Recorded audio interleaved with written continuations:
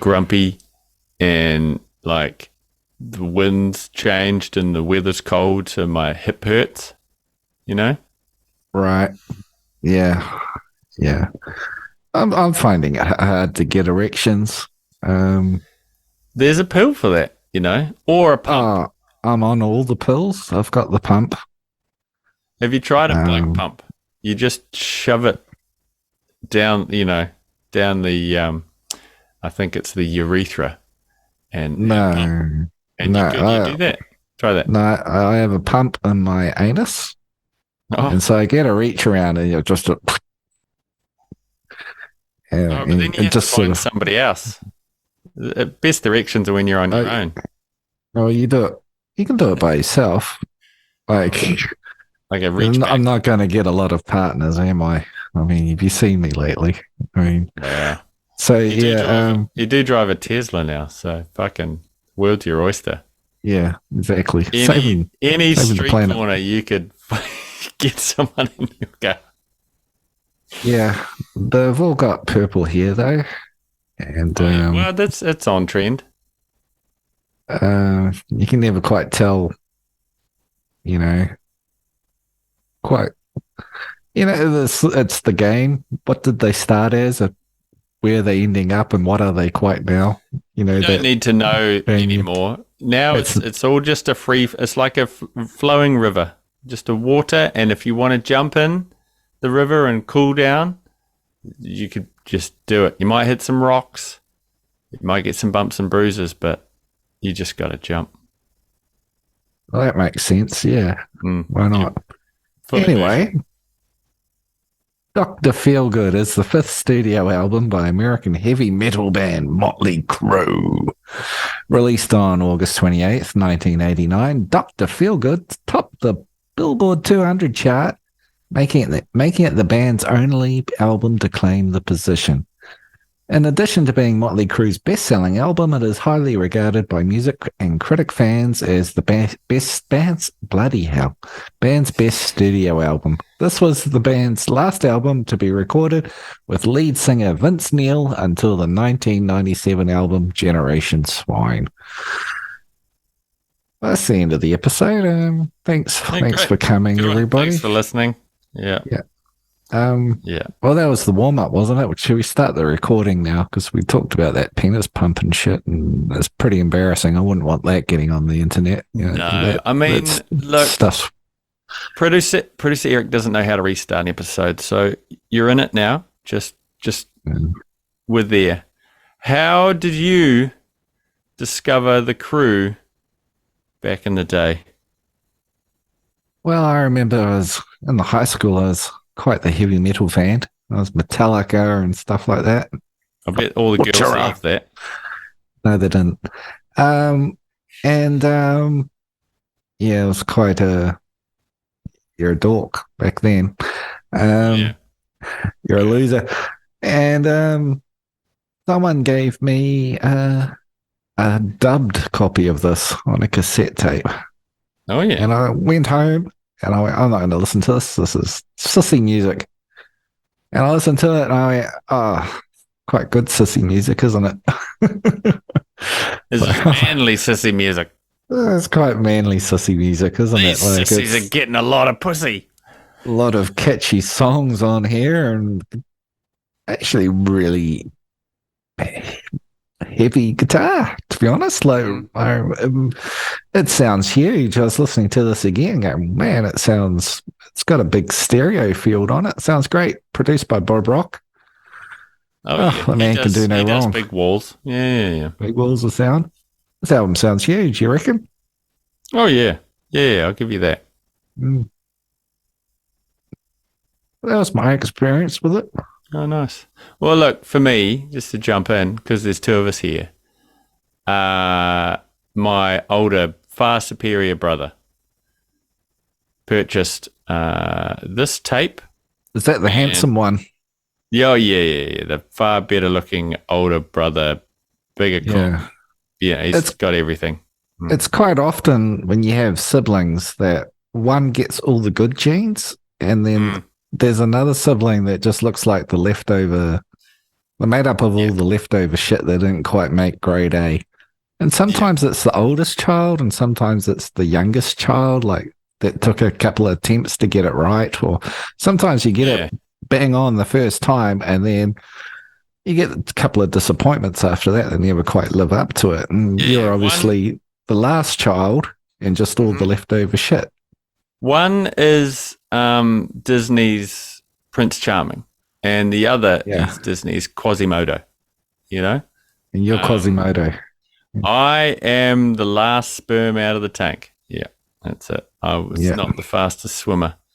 They kind of scooped up the leftovers and stuck them in the milk shake machine and whizzed it up, and now we have you. Yeah. Someone sat on a used park bench, and then 9 months later there was a baby. Anyway, to continue with my rant, my older, far superior, better looking Prince Charming like brother. I think the one they didn't keep in the basement. He had a bedroom. You're in the cellar, chained to the wall. He was. I was down there with Sloth. Bruce, baby. He was allowed to go out. He was allowed to leave. The homestead, roaming free. Roaming free, and he went down to the cassette shop.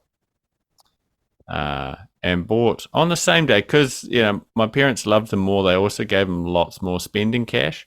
So instead of getting a dubbed tape like you, he purchased two cassettes, two separate cassette tapes on the same day. Legitimate releases, and one was Motley Crue's Dr. Feelgood, and the other was Aerosmith's. Was it Pump? Is that the one with the two trucks humping on the cover?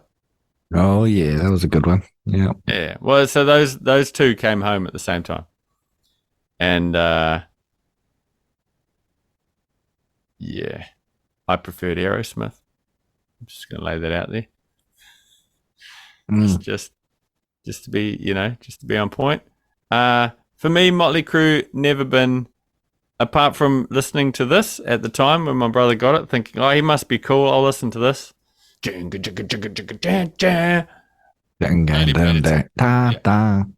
paid attention to that song. That was all I could pay attention to at the time. When did you say this came out? 89. Yeah, okay. So I was 9 years old. All right, I don't know what I was doing. So, that one song, okay, that registered, and then nothing else. And then throughout the years, as I've matured, I've crossed paths with Motley Crue from time to time, but never owned any of their releases. So, this experience of listening to Dr. Feelgood from start to finish a few times was interesting. I thought it was going to be different, but it was all the same. It was just more Dan choices. More what? It was another struggle for me. Another one of your choices that I had to struggle my way through. I wanted to enjoy it. I knew it was supposed to be fun, but it didn't get me. It just didn't get me. I've noticed you have an inclination towards sad boy music. Yeah. It's sad. This is true. Smashing Pumpkins. I'm a sad boy. Silverchair. Radiohead. I'm sad. I want people to know about my feelings. I'm going to sit in the corner and hopefully somebody will come over and say, "Are you all right?" And I'll go, Yeah. Yeah, this is for the boys that fuck. Yeah. The boy, we're going to go out, we're going to smash some shit, we're going to put our willies and things and have a good time. We're crushing that fanny. Yeah. That's it. It's not sad boy in the music. car, driving around, and I apologized to my wife for driving along, and I went, sorry, we're gonna play this because it's for the podcast. And she was like, "What are you talking about? This is fucking sweet. This makes me want to party." Yeah. And I was like, "Oh, okay." Yeah. Everybody else I wants to mean, party. everybody knows your wife likes to go out and crush some pussy every now and then. Mm-hmm. Moving on very swiftly.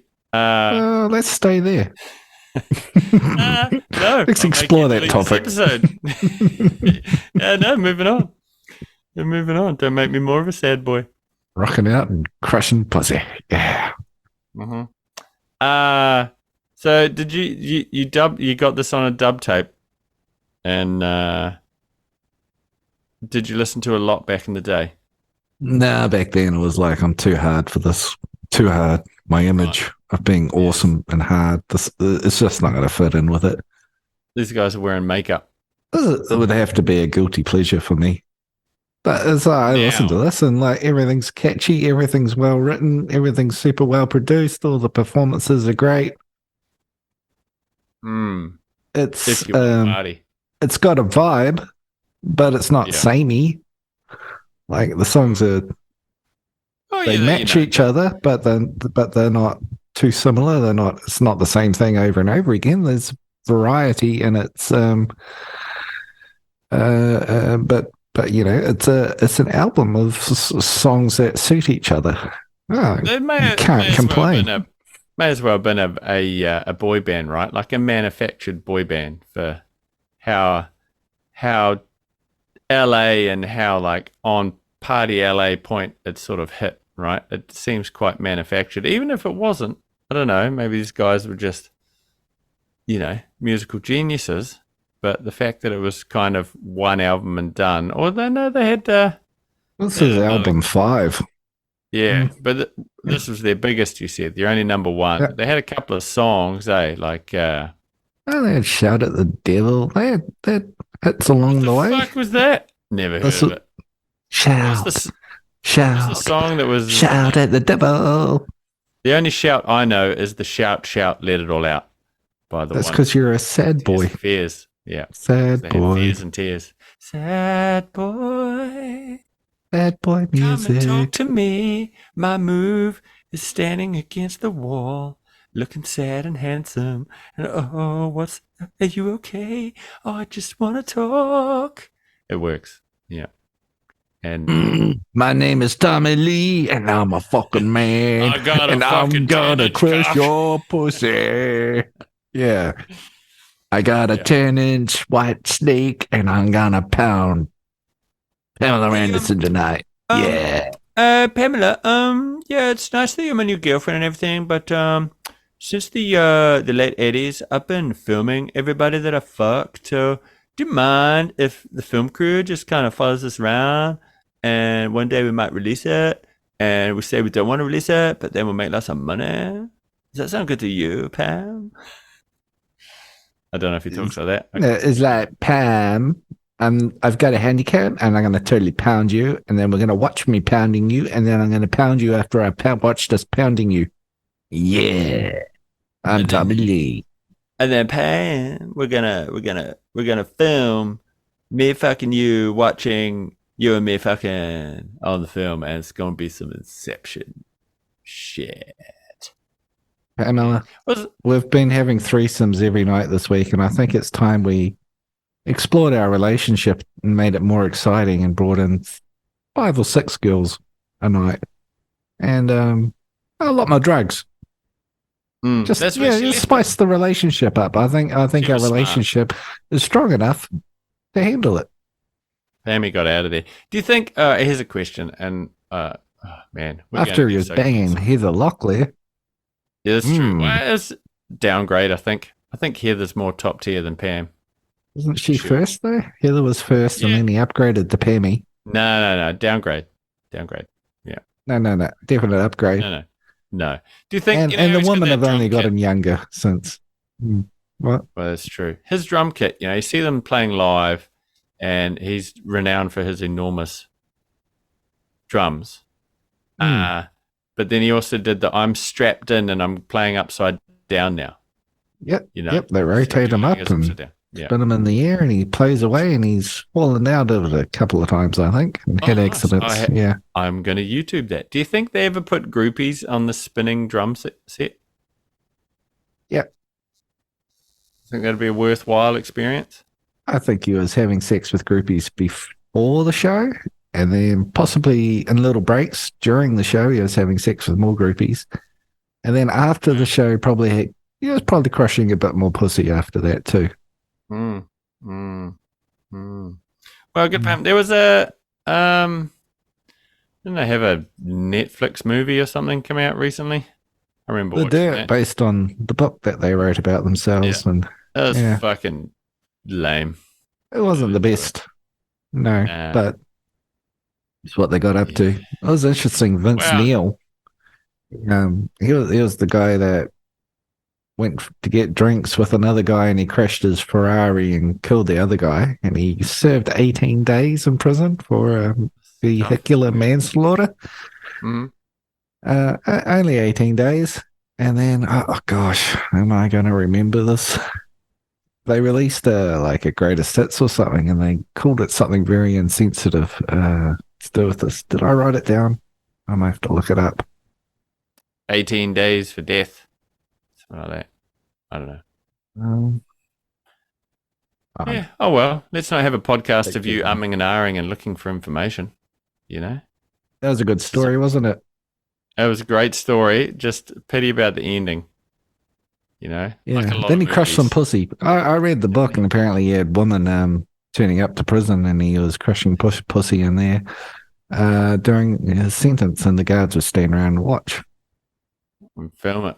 Oh, well. Yeah. Well, like girls would come for conjugal visits and let them in, and you'd pound, and yeah. Let's refrain slightly from talking about Tommy Lee's sex life.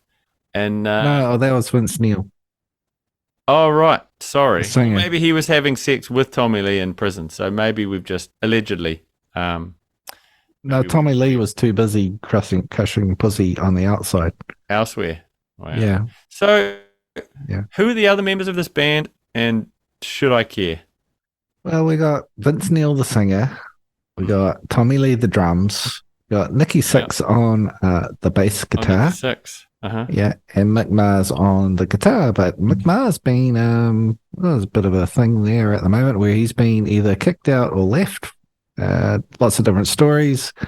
Him saying that he's perfectly fine, and others saying that he can't play guitar anymore because he's got some kind of genetic arthritis, which apparently he admits to, but it's always been a problem, but he reckons he can still play fine. But then I saw an interview with a Def Leppard guitarist saying, well, he wasn't good on stage. No, he said they got a point, and like he wasn't handling it well. I think the best part of that whole spiel was I've never heard that name before in my life. Did you say it was Mick Mar? Mick Mar? Mick Mars. Yeah, Mars. Oh, like the planet. Oh, well, never heard of him. Shame when he passes. I hope they induct him into the Hall of Fame. Nikki Sixx I've heard of. Looks like a Grim Reaper, kind of an Undertaker kind of a guy. Wears top hats and white makeup. Nikki Sixx wears like double black lines under his eyes like a football player. Oh. Kind of war paint stuff. Which one of them kind of looks like Slash? Doesn't one of them kind of look like Slash? Hats and shit? Yeah, Mick Mars wears a hat. All right. So I guess I know of him. He looks like an Undertaker. Looks like a dead ghoul on stage. He's a wicked guitar player. 5 albums in, you said. They get a hit, right? So it's 89. They get a hit. Oh, they had hits all the way. Yeah. And then within a year, their music style is obsolete. 1990, 91. Grunge Within a year or over 5 albums. What the fuck are you talking about, Brad? As in they put out this one in 89, right? And they had, a year of their last tour, let's say, at the top of the world, hair metal's winning. And then grunge, the curtain came down, right? It must have been hard for Motley Crue. Or did their next album, did they try and grunge it up? Kicked Vince Neil out and had a bit of a break and tried another guy, and that album flopped. John Karobi. All Yeah, right. Okay. couple Never flops, heard of him. and Karobi said, "Oh, get rid of me and bring Vince Neil back because people aren't gonna like. He's the voice of this band. Right. And then He Vince Neil was like fat and couldn't sing or something. he's come back and he's fat and unable to sing. Looks like a little piggy now. Oh, great. Like Axel. You shut your goddamn mouth. I've watched some footage of Axel singing on YouTube recently. Fuck, it's terrible. Oh my God. It's a bit huffy puffy, isn't it? Whoa, wow. Just wow. Sorry, Axel. I know you need the money, but just stop. They're not easy songs to sing. Okay. No, I understand Okay. that. So stop fucking singing them. He's a That's the showman. point. He's running around the stage when he should be really, you know. Is he running though? It's What hobbling. he waddles? Give him a break. Axel, stage left. Give me a minute. Ah! Yeah. He's also got to conserve his voice for like, you know, how long have they been touring now? It's been a few years. I'm sure he's They got the came back. Chinese Democracy too to record vocals for. Because everybody cared about that album. Did we do that? I Have we done that loved one it. already? I love that Yeah, you record. did. It was great. Have we done that on the show? What's we? It's been a long. We have a long history. A lot of shows here, people. If you're new to the channel, you've got a lot to listen to. Like Yeah, 50 hours at least. yeah. Feels like 4,000. Yeah. Apparently, when they will got feel older. apparently when they started out, they had a manager who did a lot of fake publicity stunts. Where he sent Vince Neil through an airport with a suitcase full of porn and things like that, and then tipped off the border security or something, and then it hit the headlines, and they became world famous from these headlines when people hadn't quite heard of the music. And apparently, album 2, they really capitalized and actually, you know, they were very famous without the success, I guess you could say. And then they capitalized on it and got to album 5, and then they sold a gajillion records. And good on them. But they fired that manager because they got sick of his bullshit because he kept setting them up on all sorts of different things. Oh, right. Well, Yeah. But they were hardcore drug addicts. Yeah. This was this is an album where they spent a year trying to get sober before they made it. And then when they recorded it, Bob Rock got sick of them and made them record their parts individually, one at a time without the others around because they were just fighting and bickering at each other. So the band relationships were quite poor. And then they fired the singer after the success of this album and sort of, it dwindled a bit. And they've been beating a dead horse ever since, really. But I guess they're making money. It's worth doing. So, yeah. But, they're kind of like they're washed up has-beens, right? Let's be fair. They might still be touring, but it's much like Stone Temple Pilots. They're just playing at like Jimmy's Hoedown. Well, they're playing for the fans, people who are, crushing pussy. There's lots of fans. Yeah, it's not for the sad boys. Sad boys aren't invited, and you're not going to get it, obviously. And people are turning up to the shows, so they keep playing them. The majority of people at these shows would be wearing black, though, right? Pink spandex. Thank you. Oh, yeah. Okay. Yeah, sure. God, that was a really awful thing to say then. What was that? Pink spandex? People were getting, gelling up their hair to stand on end. Bit of eyeliner? Lots of latex. Lots of makeup. Yeah. Bit of rouge? And hot as fuck. The pants? Hot as fuck bitches everywhere. Yeah. Well, those hot as fuck bitches are probably like 58 now. Still got bleach blonde hair, back boobs. Have you seen Nikki Sixx's wife? She's like a 22-year-old model. That's what I think it's the money. I think it's the money. It's the good time rock and roll music girls can dance to. Mm-hmm. and they've all got enormous penises. Let's face it. I mean, Well, I've only seen one of them, so and it oh, was it's all of them. right. All of them. All of them. I've been backstage several times. Enormous penises. Okay. Yeah. Well, Good time for wonderful. all. Okay, well, like, did you even fucking like this album? You haven't said. You said you liked the sound, but did you like this green cunt? It made me feel good. Oh yeah. Yeah, I liked it. Oh, it was great. All right. Did you like crank it up in the car and drive around with the windows down and be like, "Hey, baby, Yep. do you like my Tesla?" Like that. Yep. I had it blasting and didn't really get sick of it. It's 45 minutes. It whizzes by in 45 minutes. You're like, wow, didn't get sick of it once. It was just, you can put it on repeat. It's great. All the songs are good. Can't complain at all. What do the sad boys say? Sad boy got bored real fast. Sad he boy wanted sad? to join the party, but he was Sad too boy sad. gets sad. Oh, you're sad. I just I get it. I understand the chunker and the woo and the party, but I didn't want to be at the party. The people that are at these parties that are cranking this music and GNR and fucking, well, I'm not gonna say Poison because I like to listen to a bit of Poison every now and again. I didn't want to be at that party. I thought those people were fucking dicks. Still do. This isn't really people now, like people that listen to Motley Crue now, they're those cunts that drive fucking Ford Rangers and Toyota, whatever the fuck their ute is, and they're just fucking bald head cunts, mostly tradies, and I don't want to be at that party. You can all go fucking circle jerk each other for all I care. Most tradies I know, most like builders and shit, they will listen to fucking Katy Perry and their Ford Rangers. What fucking tradie? This is you mean the Village People builder? No, I don't know any builders that listen to Katy Perry.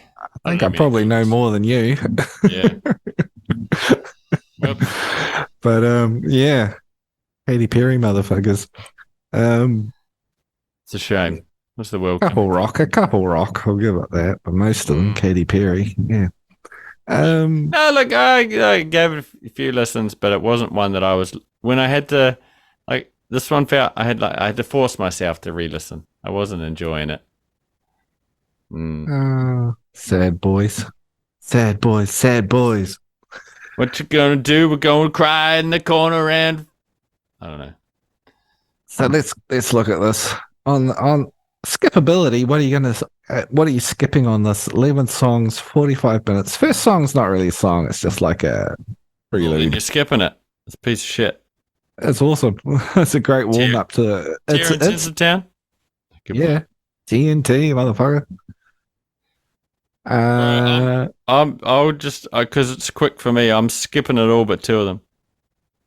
I'm keeping Dr. Feelgood and Kickstart My Heart. The rest can just fuck off. That's an interesting thing. Looking on the Spotify machine, Kickstart My Heart, the big winner, 510 million listens. Kickstart My Heart. Yep. Whoa, yeah. Dr. Feelgood, second place, 195 million. It's a great song. And the rest, diminishing returns. Yeah, absolutely. But out of my epic, decent, borderline, and filler, there's no fillers on this record. There's no borderlines. TNT is a filler. You can't say it's not a filler. It's just noise. That's a wicked warm up. Oh dear. I like it. It's a prelude. It's a prologue. I got epic for Dr. Feelgood. Kickstart My Heart. Same old situation. That's a great song. Don't Go Away. And all the rest I got decent, but they're all really super strong decents that aren't quite epics. Oh. Well, I'm sensing a very high rating coming here, so that's 4 epics. And 7 others that are borderline epics. Really? So, what's it going to be? What's your rating? Hang on, clicking buttons. It's not telling me For things. fuck's sake. I'm gonna have 8 10-inch long erections out of 10 on this one. You stole my rating. So I'm going to give it 2 floppy cocks out of 10. Yeah. What a sad boy. Yeah. I will occasionally listen to Dr. Feelgood like I have over the years, but I will not put this album on again. You needed a couple of songs. I'm a failure. I sit in the corner alone. You don't have to be a failure to be a sad boy. You can just be a sad boy and fucking kick an ass. You just don't like his music. I'm not getting enough attention. And That's it not good makes either. me feel sad. Is this directed directly at me or just at sad boys in general? Because I feel like you haven't encapsulated me much here with your sad boy song. I'm a sad boy.